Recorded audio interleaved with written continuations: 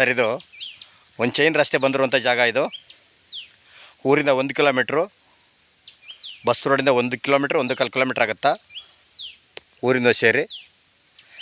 ಮಳವಳ್ಳಿಯಿಂದ ಕರೆಕ್ಟಾಗಿ 12 kilometre, Mysuru highway ರೋಡಿಂದ 7 kilometre, ಬೆಂಗಳೂರಿಂದ 112 ಕಿಲೋಮೀಟ್ರ್ ಲ್ಯಾಂಡ್ಗೆ.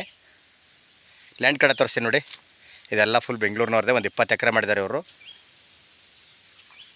ಈ ಲ್ಯಾಂಡು ಇದು 24 ಗುಂಟೆ ನೋಡಿ. ಬೆಂಗಳೂರವ್ರದ್ದು ದೊಡ್ಡದ ಮನೆ ಕಟ್ಕೊಂಡು ಎಲ್ಲ ಫುಲ್ ಇಲ್ಲೇ ಇದ್ದಾರೆ.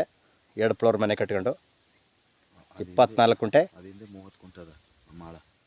ಅದರಿಂದ ಗಡನು ಆ ವೈಟ್ ಕಾಣ್ತೈತಲ್ಲ, ಆ ಮಾಳನು 30 ಗುಂಟೆ ಐತೆ. ಅದೋ ಬೇಕು ಅಂದ್ರೆ ತಗೋಬೋದು, ಬೇಡ 24 ಗುಂಟೆ ಅಂದ್ರೆ ಇಷ್ಟೇ ತಗೋಬೋದು.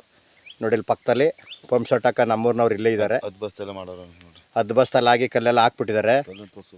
ಇಲ್ಲಿಗೆಲ್ಲ ಕಲ್ಲಿನಿಟ್ಟಿದ್ದಾರೆ 10 ಬಸ್ ಕಲ್ಲಿವು. ಇದು ಒಂದು ಚೈನ್ ರಸ್ತೆ. ಈ ರೋಡು ಇದೇ ಜಾಗ 24 ಗುಂಟೆ.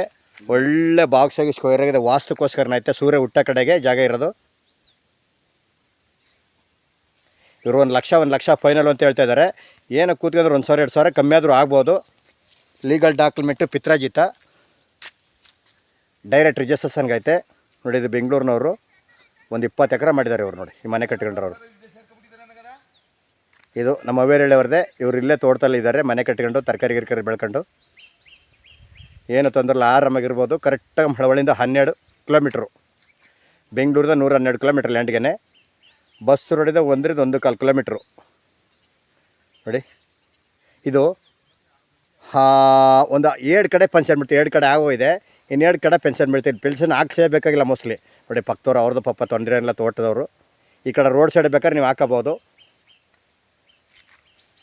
ಜನರಲ್ಲು ಪಿತ್ರಾಜಿತ, ಯಾರ್ದೇನು ತೊಂದರೆ ಏನಿಲ್ಲ. ಲೀಗಲ್ ಡಾಕ್ಯುಮೆಂಟು ಡೈರೆಕ್ಟ್ ರಿಜಿಸ್ಟ್ರೇಷನ್ಗಿದೆ. ನಾಳೆ ಅಂದ್ರೆ ನಾಳೆನೇ ರಿಜಿಸ್ಟ್ರು ನೋಡಿ. ತೋಟ ಎಲ್ಲ ಹೆಂಗೈತೆ, ಅಡಿಕೆ ಮನೆ ನೋಡಿ ಹೆಂಗೆ ಕಟ್ಟಿದ್ದಾರೆ. 24 ಗುಂಟೆ.